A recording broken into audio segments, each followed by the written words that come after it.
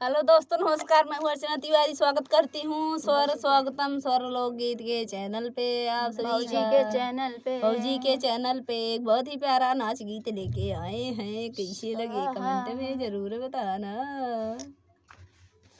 पहिनब 1600 के साड़ी, चाहे रुपया गज बिचाई। पहिरब 1600 के साड़ी, चाहे रुपया गज बिचाई। पहिरब ससुर के कमाई, भले ससुइया बर बुताई। पहिरब ससुर के कमाई, भले ससुइया बर बुताई। पहिरब 1600 के साड़ी, चाहे रुपया गज बिचाई। पहिरब 1600 के साड़ी, चाहे रुपया गज बिचाई। पहिरब जेठऊ के कमाई, चाहे जेठनिया बर बुताई। पहिरब जेठऊ के कमाई, चाहे जेठनिया बर बुताई। पहिरब 1600 के साड़ी, चाहे रुपया गज बिचाई। पहिरब 1600 के साड़ी, चाहे रुपया गज बिचाई। पहिरब देवरू के कमाई, भले नदिया बर बुताई। पहिरब देवरू के कमाई, भले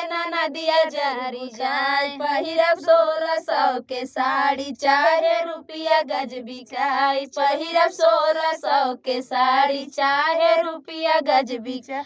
पहिरब भैया के कमाई, चले बड़ो संजर बुताई। पहिरब भैया के कमाई, चले बड़ो संजर बुताई। पहिरब 1600 के साड़ी, चाहे रुपया गज बिचाई। बदला लेते